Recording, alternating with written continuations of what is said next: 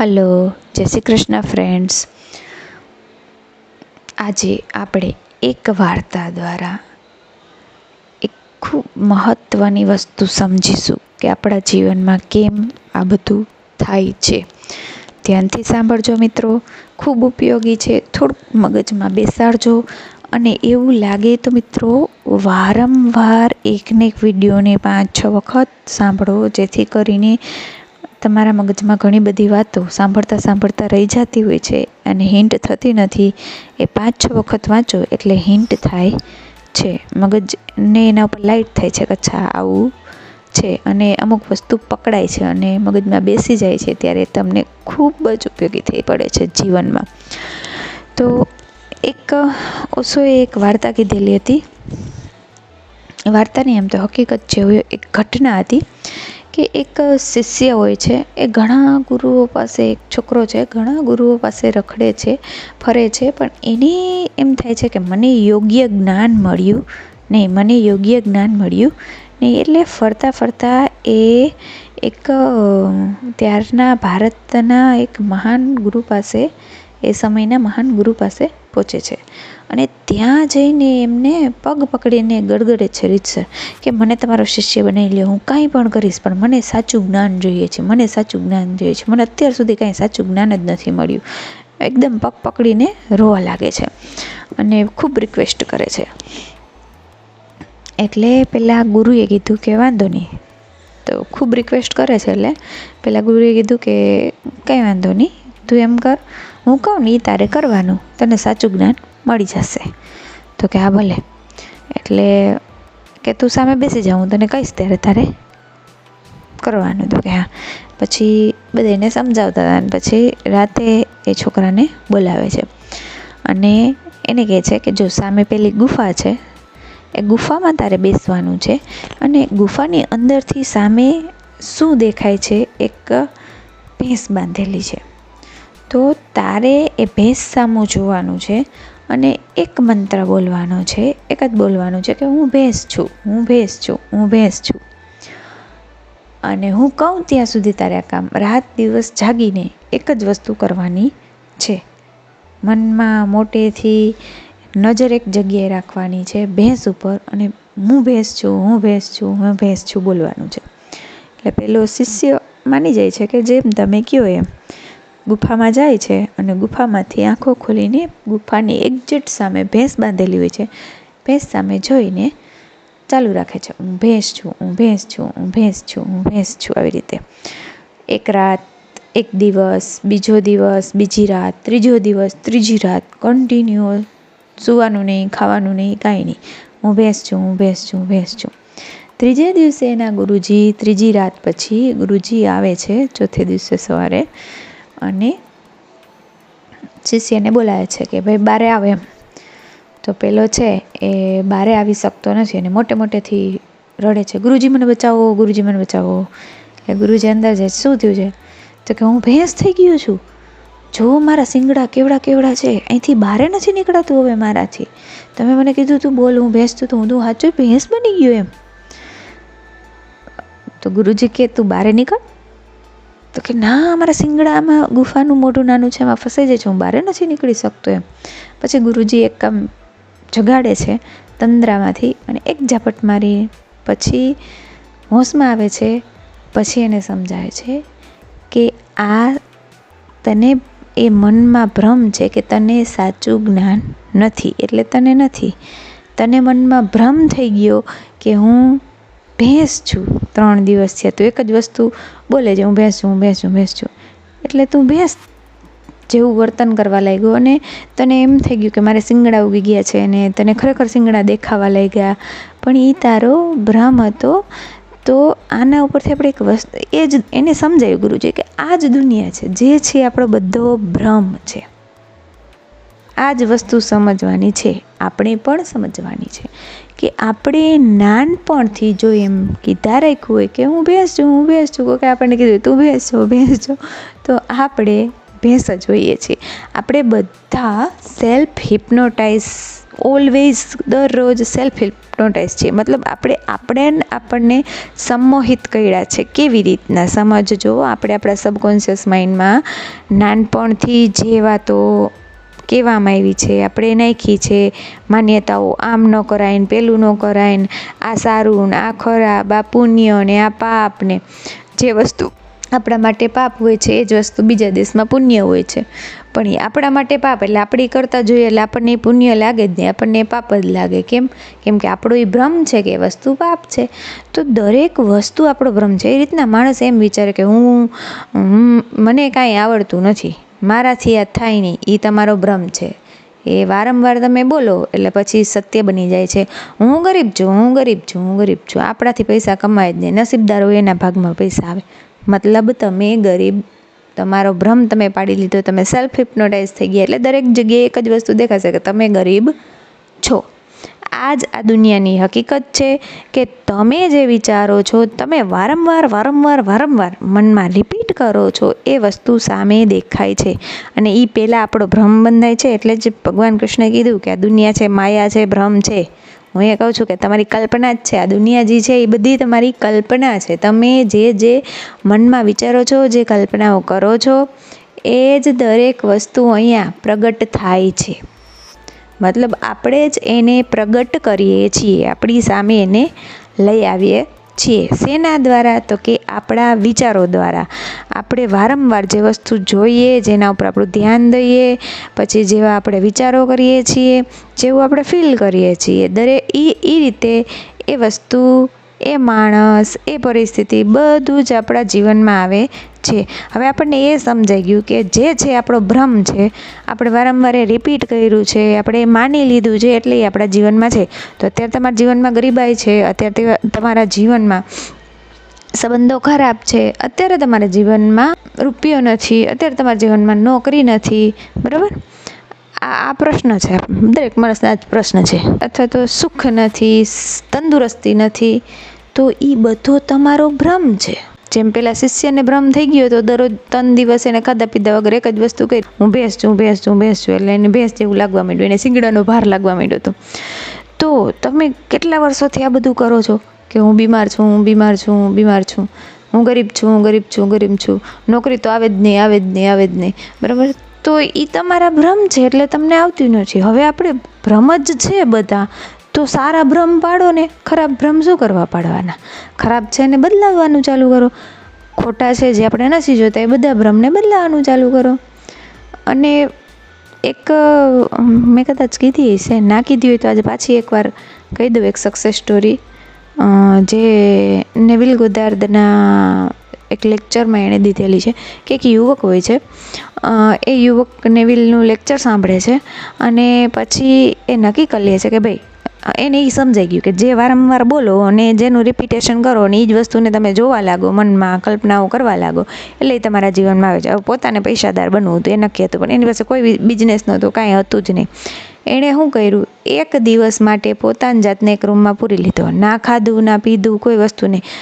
મોટેથી ને મનમાં જેમ મેળ આવે એમ સવારથી સાંજ સુધી એક જ વસ્તુ અફમ કરવાનું ચાલુ કર્યું. શું બોલવાનું ચાલુ? હું ખૂબ જ પૈસાદાર છું, હું સક્સેસફુલ બિઝનેસમેન છું, હું ખૂબ જ પૈસાદાર છું, હું સક્સેસફુલ બિઝનેસમેન છું, હું ખૂબ જ પૈસાદાર છું, હું સક્સેસફુલ બિઝનેસમેન છું. આંખો બંધ કરીને ચાલુ કરી દીધું. ખાવું નકર પીવું કાંઈ નહીં. એક દિવસ માટે આ જ કામ કર્યું, સવારથી સાંજ સુધી, અને બીજે દિવસે મૂકી દીધો. 1 મહિનો ગયો અને એના બિઝનેસના પ્લાનિંગ એના મગજમાં આવવાના ચાલુ થયા. એનો બિઝનેસ ચાલુ થયો. 2-2.5 મહિનામાં એ ખૂબ જ સક્સેસફુલ થઈ ગયો અને એ ખૂબ જ પૈસાદાર થઈ ગયો. એના આજુબાજુના એરિયામાં સક્સેસફુલ બિઝનેસ તરીકે ઓળખાવા લાગ્યો. કર્યું શું? યુવકે કર્યું શું? તો કે પોતાના મગજમાં જે જૂની વાતો હતી એ બધાને કાઢવા માટે નવી વાતો નાખી. એક જ વસ્તુ નાખી. શું? અને તમે જે વારંવાર જે વસ્તુ બોલો ને, એને જો આંખો બંધ કરીને બોલો ને, એટલે તમને અનુભવ થશે કે હું આ બેલું છું ને એના ચિત્ર મારી સામે ઊભા થવા લાગે છે. તમે જે બોલો એનું ચિત્ર તમારી પડદા, આંખનો જે કાળો પડદો છે બંધ કરો ત્યારે જે કાળાશ છે, એ કાળો પડદો છે ને એની અંદર એ ચિત્રો ઉપસવા લાગે છે. ચિત્રો બને મતલબ તમે કલ્પનાઓ કરો છો. કલ્પના કરો છો, તમે બોલો છો, પછી જેમ જેમ બોલો એમ તમારા સબકોન્શિયસ માઇન્ડમાં ઉતરે એટલે તમે માનવા લાગો. જેમ જેમ તમે માનતા જાઓ એમ એમ એ વસ્તુ સાચી બને છે.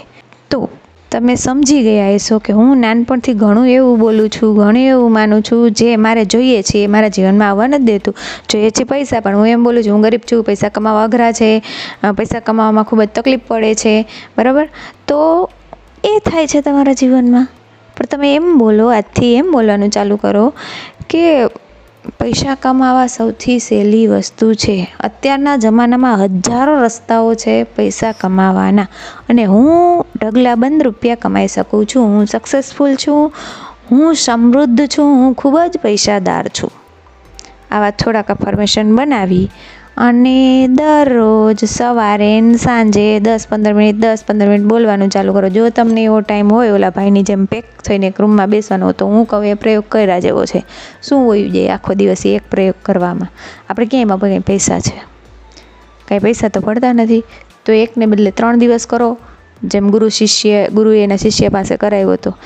તો કાંઈક તો એવું થવાનું જ છે જેના કારણે તમારા જીવનમાં પૈસા આવવાના છે. કારણ કે તમે બનાવો છો આ તમારી આજુબાજુની દુનિયા, તમે જ બનાવો છો, બરાબર. એટલે અત્યારે જે કાંઈ પણ છે એ બધો તમારો ભ્રમ છે. તમે દુઃખી છો એ તમારો ભ્રમ છે. જો તમે સુખ સુખ સુખ સુખ ખાલી બોલવાનું ચાલુ કરી દો ને, સવાર સાંજ સુવા ટાઈમે ને ઉઠવા ટાઈમે સુખ, બસ સુખ સુખ, આવો શબ્દ બોલવાનો મનમાં.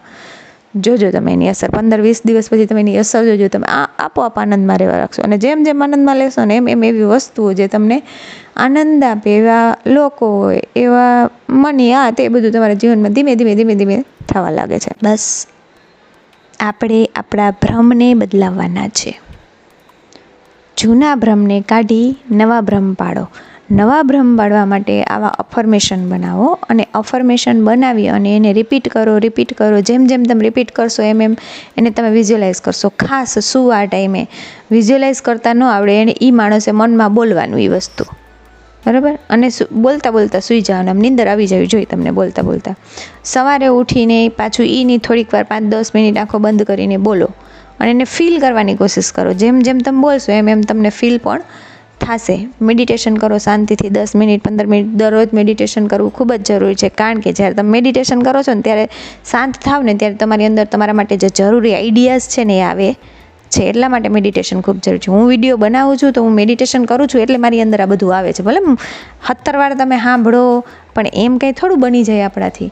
હું કાંઈ ક્યાંય લખતી નથી, પણ મેડિટેશન એક એવી વસ્તુ છે જે તમને પરમાત્મા જોડે તમારું કનેક્શન કરે છે, અને ત્યાંથી તમારા માટે બધું આવે છે. એ આઈડિયાઝ, એવા લોકો, જે કાંઈ પણ આવે એ બધું પછી ત્યાંથી આવે. અને એ આવે ને એમાં કોઈ ડાઉટ ન હોય, બરાબર. કેવી રીતે આવશે એ ક્યારે નહીં વિચારવાનું, ક્યારે આવશે એ પણ ક્યારે નહીં વિચારવાનું. How and when is not my factor. એ તમારી વિષય જ નથી કે ક્યારે આવશે ને કેવી રીતના આવશે. તમારે એક જ વસ્તુ કરવાની છે. શું? તો કે આ બોલવાનું છે, એ માનવાનું છે. આપણે નવો ભ્રમ બનાવવાનો છે. નવા ભ્રમ બનાવો. દુનિયા આખી ભ્રમ જ છે. ભગવાને ગીતાજીમાં કીધું છે કે આ બધું ભ્રમ જ છે. એ તો આપણે બધા સાંભળીએ જ છીએ.